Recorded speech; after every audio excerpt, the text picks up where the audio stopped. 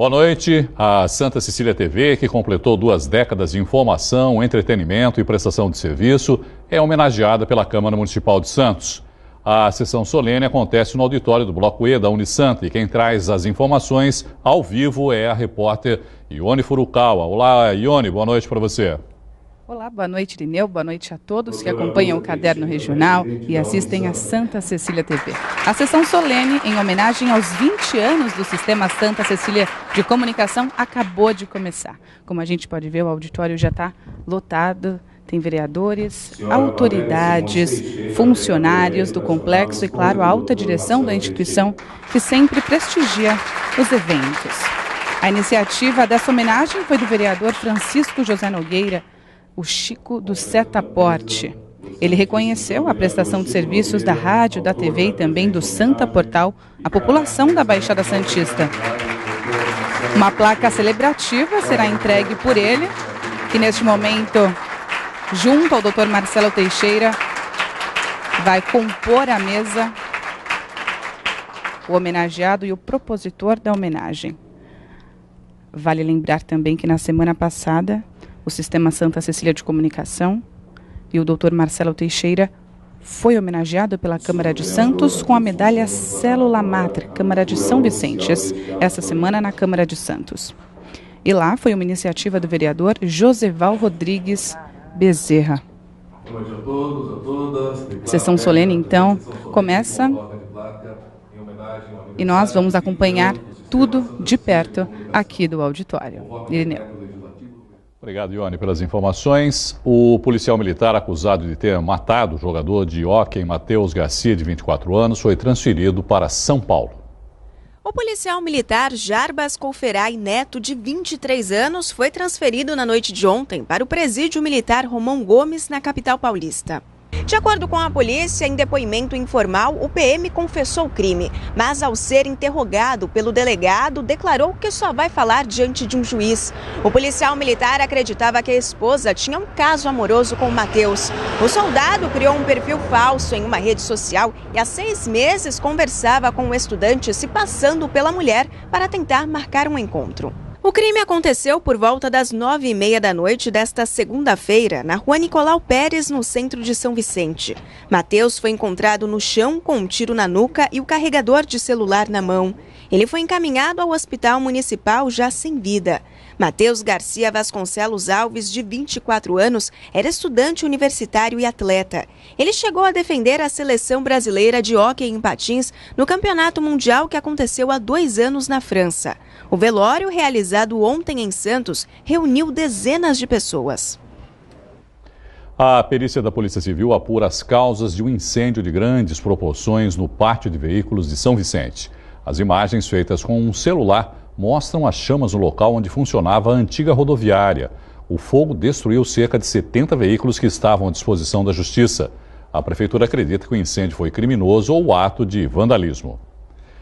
A armadora responsável pelos contêineres que caíram no mês passado de um navio na Barra de Santos foi autuada pela Prefeitura de Guarujá.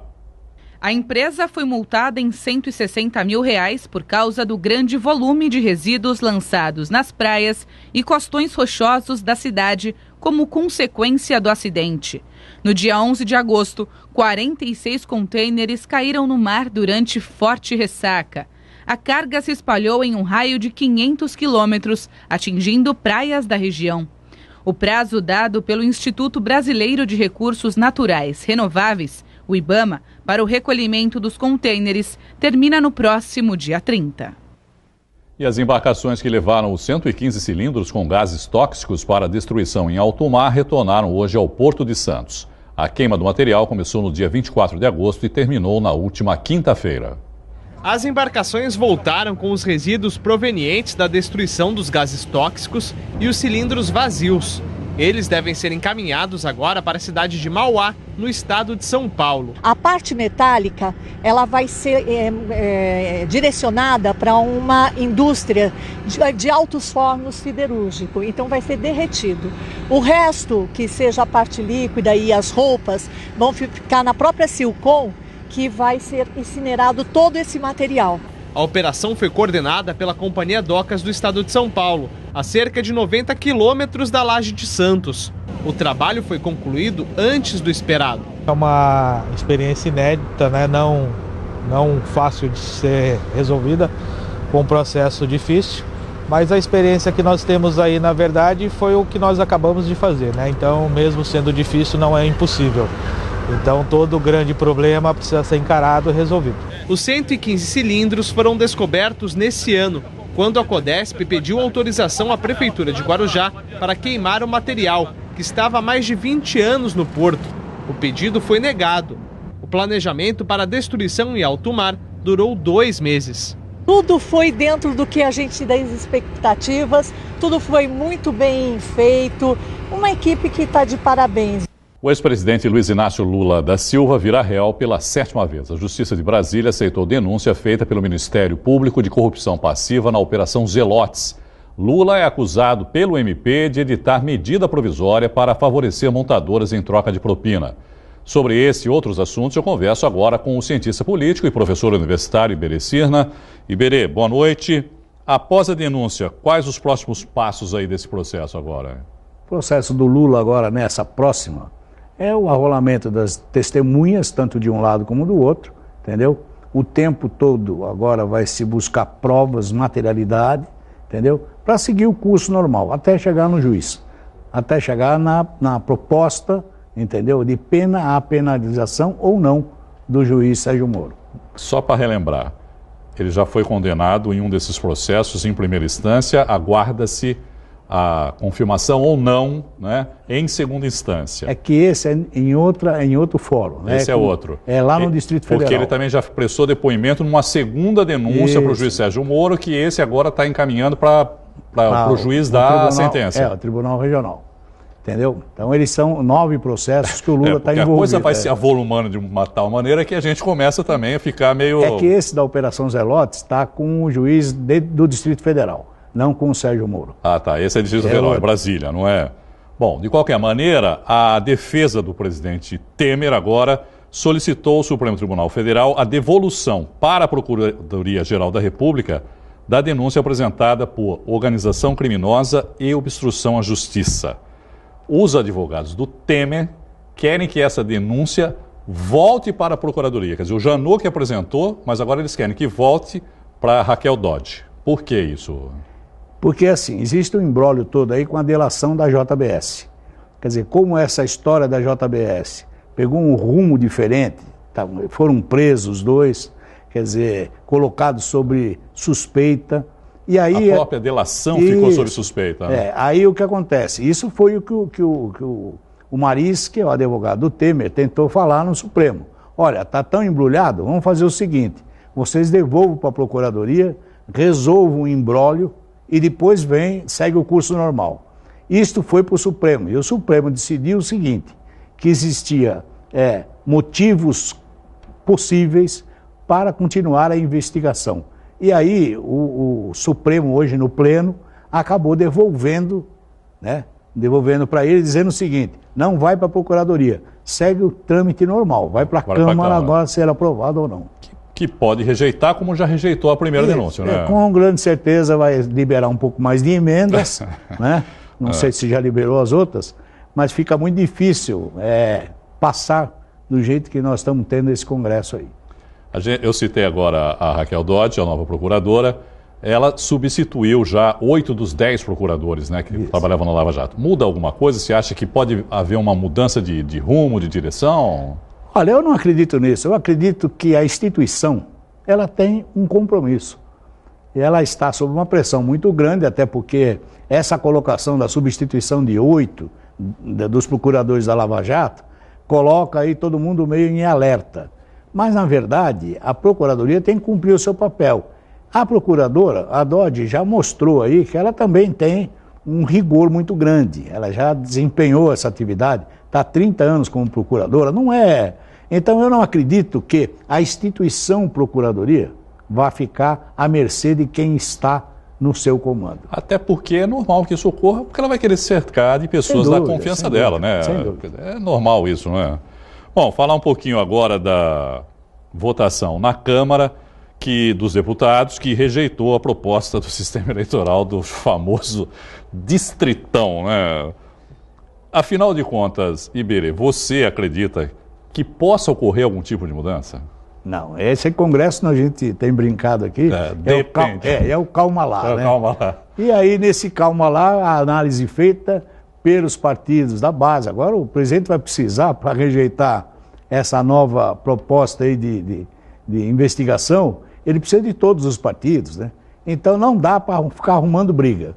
Obviamente, os partidos pequenos se sentiram prejudicados com essa história do distritão. Não conseguiram convencer os pequenos partidos de que isso seria bom.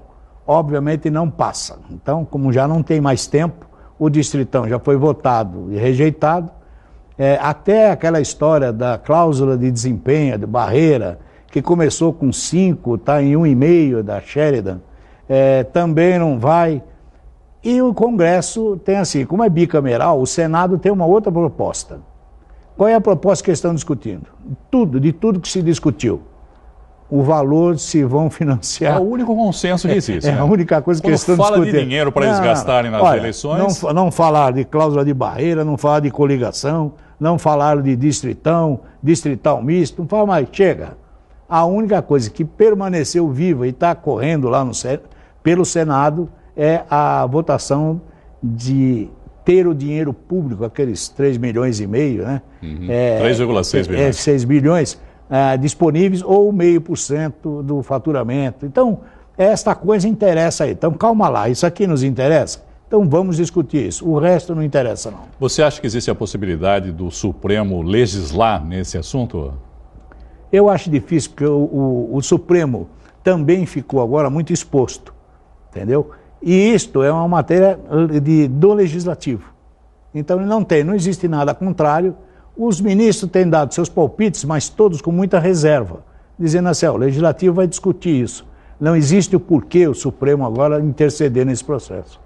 Alguma possibilidade, por exemplo, de que o próprio eleitor financie a campanha dos candidatos? Não, nós já financiamos, né? Sim, indiretamente, mas eu digo diretamente. Não, diretamente você vai ter aí, tem essas contribuições, né? Essa regra de 2015... Que não é da cultura, vamos combinar, né? Então, do brasileiro, né? Do eleitor brasileiro. Então, o problema é assim, a transparência. Perceba que todos que foram pegos aí com caixa 2, a primeira argumentação qual é?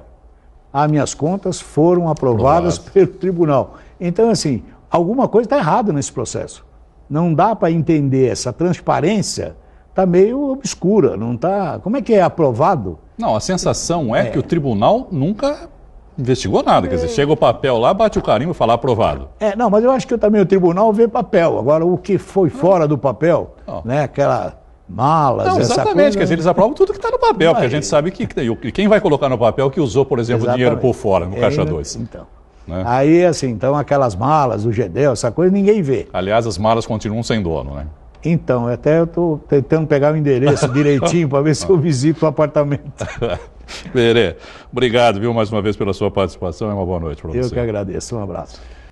Estudantes de jornalismo da Unisanta tiveram ontem uma aula especial. Eles puderam conhecer um pouco sobre a carreira de Frank Fortes, profissional que marcou época na Rádio Bandeirantes. O trabalho de Frank Fortes ajudou a consolidar a Rádio Bandeirantes como um dos principais veículos esportivos do Brasil. Foram 13 anos, passando por várias funções: produção, reportagem, comentarista. Estudantes do primeiro ao último ano de jornalismo da Unisanta puderam conhecer um pouco sobre a carreira do comunicador. Entre os temas abordados, as novas plataformas, como as redes sociais, e o desafio de buscar enfoques diferentes. Passar a imagem, por exemplo, do jogador de futebol. Passar para as pessoas uma imagem do cidadão, do ser humano. Porque o jogador de futebol, basicamente, isso é o que eu estou pensando agora, tá? O jornalismo que eu quero fazer. O jogador de futebol, todo mundo que vai para o estádio, todo mundo que acompanha o noticiário conhece. Sabe se ele é artilheiro, sabe se ele comete muitas faltas, sabe se ele é indisciplinado, não é? Agora, e o ser humano, e o profissional, e o conceito? Eu estou mais ou menos nessa pegada agora, de produzir as coisas dessa maneira, e eu acho que assim, empreendendo, produzindo coisas novas para as novas plataformas e trabalhando com parceiros, trabalhando para terceiros e com parceiros. Frank encara essa mudança de estilo como um aprendizado. Estou numa fase de pesquisa muito grande sobre essas novas tecnologias, sobre essas novas plataformas, tentando entender um pouco mais questões relacionadas à linguagem, aos assuntos, né, às editorias. Então, está sendo não é recomeço, não é nada, mas está sendo assim, um aprendizado, uma fase de pesquisa muito grande que eu estou curtindo bastante também. No final, ele deixou uma mensagem para os futuros profissionais. Buscar a versatilidade para se colocar no mercado, não se prender a uma editoria, crer e acreditar que você tem condição de cumprir pauta em qualquer editoria que você for requisitado, porque é isso que acontece na redação, né? E ter essa pegada de acreditar sempre. É isso que eu vislumbro assim, para o futuro dessa meninada, dessa molecada. Ele instruiu a gente com questões motivacionais muito legais, muito importantes, e isso me inspirou um pouco mais. O que eu estou levando de bom é não desistir. Acho que eu sempre tive esse pensamento, mas hoje, assistindo ele, isso só fortaleceu, quando ele mostrou os obstáculos que ele passou e como ele superou tudo isso. A Portuguesa Santista tem um novo conselho deliberativo. A posse aconteceu ontem à noite, depois que a chapa única foi eleita por aclamação pelos conselheiros do clube. Nos próximos 2 anos, o presidente do Conselho Deliberativo da Portuguesa Santista vai ser Alexandre Ramos Antunes e Armando Henriques, o vice. A expectativa é de muito trabalho, muita responsabilidade. Todos os presidentes do Conselho já tinham sido presidentes da executiva, tinham uma longa história no clube. Eu, sinceramente, não lembro de um presidente do Conselho mais ou menos na minha idade, não que eu seja tão novo assim, mas o clube está fazendo 100 anos agora, dia 20 de novembro, então é uma responsabilidade muito grande, afinal de contas é um clube centenário. Os novos integrantes do Conselho Deliberativo foram escolhidos durante reunião no Salão Social do clube. A única chapa inscrita, a 100% Briosa, venceu o pleito por aclamação dos sócios na semana passada. O Conselho Deliberativo, na Portuguesa, através de acordo com o seu estatuto, ele não só orienta e fiscaliza a presidência, a executiva e os diretores executivos. Ele tem uma cogestão. Tá?